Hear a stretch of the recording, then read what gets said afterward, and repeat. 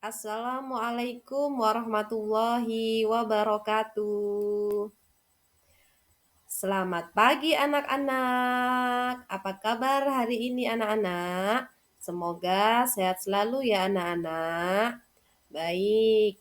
Untuk hari ini kita akan mempelajari tentang materi mari mengaji dan mengkaji Quran Surah Atin ya. Sebelum pelajaran kita mulai, mari kita sebaiknya berdoa terlebih dahulu ya anak-anak ya. Yuk kita berdoa bersama-sama. Bismillahirrahmanirrahim.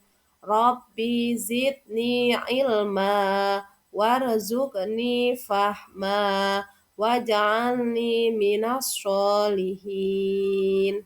Ya, baik. Pembelajaran hari ini itu bertujuan ya agar peserta didik dapat membaca Quran Surah Atin dengan benar dan peserta didik mampu memahami pesan pokok dalam Quran Surah Atin ya anak-anak ya. Baik, kita mulai yang pertama, pembelajaran yang pertama ya anak-anak ya. Kita membaca Quran Surah Atin ya. Yuk, siapa yang sudah hafal surah Atin? Tunjuk tangan. Iya, baru beberapa ya yang hafal ya. Nanti semoga yang belum hafal, semoga cepat hafal ya. Di rumah hafalkan. Yuk, kita baca surat Atin bersama-sama ya, anak-anak ya. Yuk, kita mulai. A'udzu billahi minasyaitonir rajim. Bismillahirrahmanirrahim. Wattini wazzaitun waturi sinin wa hadzal baladil amin. Laqad khalaqnal insana fi ahsani taqwim. Summa radadnahu asfala safilin. Illal ladina amanu wa amilus solihati falahum ajrun khairu mamnun. Fama yukadzibuka ba'du biddin alaisallahu bi ahkamil hakimin. Shadaqallahul adzim. Ya, Nana, itulah bunyi dari surah Atin ya. Surah Atin ada berapa ayat? Ada 8 ayat. Jadi nanti yang belum hafal surat Atin bisa dihafalkan di rumah ya, anak-anak ya. Ya, untuk selanjutnya yaitu kita memahami makna pokok kandungan dalam surah Atin ya, anak-anak ya. Ya, ayat yang pertama yaitu watini wazzaitun. Nah, yang artinya apa? Demi buah tin dan zaitun ya. Apa sih itu buah tin? Ya.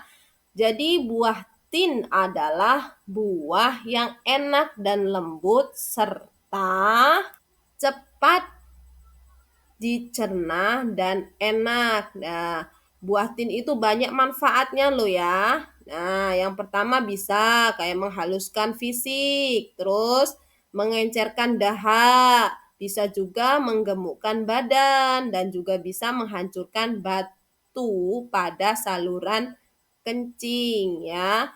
Terus zaitun. Zaitun adalah buah yang memiliki keistimewaan karena kandungan minyaknya yang berlimpah. Jadi sehingga buah zaitun dapat dipergunakan di daerah yang kurang memiliki minyak. Itu kandungan dari ayat yang pertama ya. Terus selanjutnya ayat yang kedua ya. Waturi sinin. Yang artinya dan demi Bukit Sinai. Jadi Gunung Sinai itu terletak di semenanjung Sinai, lintasan antara tanah Mesir ke Israel, Arab, dan Mesopotamia. Ya, anak-anak ya. Jadi Gunung Sinai itu yang memiliki ketinggian 2.285 meter.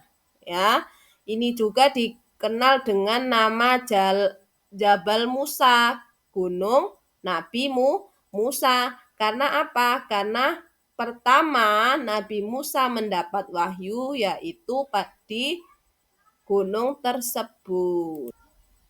Di gunung tersebut ya. Jadi Nabi Musa menerima wahyu yang pertama diangkat Rasul pada malam Mi'raj sebagai penghormatan.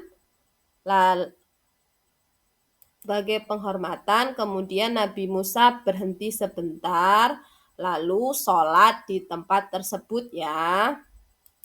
Itu makna dari ayat yang kedua. Nah, sekarang kita ke ayat yang ketiga, yaitu wahadal baladil amin.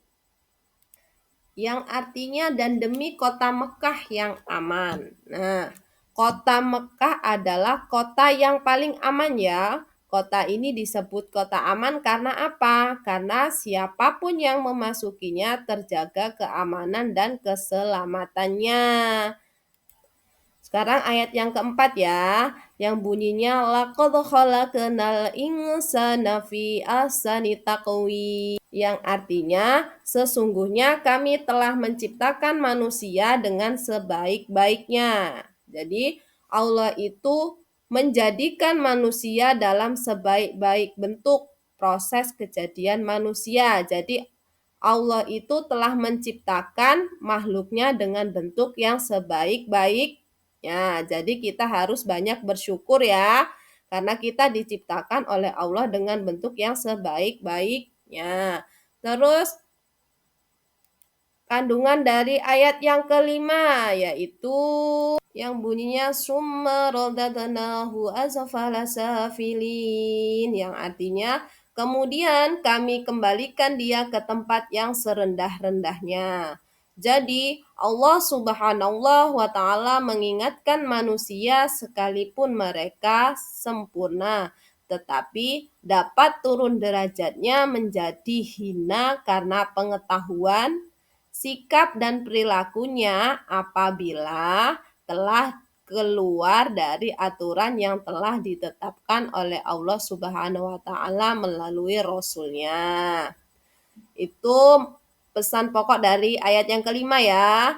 Terus selanjutnya ayat yang keenam, yaitu yang bunyinya illal ladina amanu wa amilus solihati falahum ajrun khairu mamnun, yang artinya kecuali orang-orang yang beriman dan mengerjakan amal soleh, maka bagi mereka pahala yang tiada putus-putusnya ya. Jadi orang yang tidak pernah hina adalah mereka yang beriman dan melaksanakan amal soleh. Yang demikian itu akan selamat dari kehinaan dunia dan akhirat. Nah, itu pesan pokok dari ayat yang ke-6. Nah, selanjutnya pesan pokok dari ayat yang ke-7, yaitu yang bunyinya fama yukadzibuka ba'du biddin, yang artinya maka apakah yang menyebabkan kamu mendustakan hari pembalasan ya. Pada hari kiamat nanti ada hari pembalasan terhadap perbuatan manusia, baik dan buruknya manusia. Seharusnya tidak meragukan adanya hari pembalasan karena Allah Subhanahu wa Ta'ala sudah menunjukkan bukti-buktinya. Itu makna dari ayat yang ke-7 ya. Selanjutnya pokok dari ayat yang ke-8 yaitu alaihissallahu biahkamil hakimin. Bukankah Allah lah hakim yang paling adil? Nah, jadi Allah adalah yang maha mengetahui sebagus-bagusnya pencipta dan pengatur. Jadi, apapun yang kita lakukan, itu Allah mengetahui, baik yang tidak diketahui maupun yang ketahui. Jadi, kita harus senantiasa beribadah kepada Allah Subhanahu wa taala ya. Demikian penjelasan tentang materi hari ini. Jika ingin bertanya, boleh bertanya kepada Bu Guru dan untuk tugasnya bisa dikerjakan di rumah ya anak-anak ya. Dan untuk materi hari ini Bu cukupkan sampai di sini. Wabillahi taufik wal hidayah. Wassalamualaikum warahmatullahi wabarakatuh.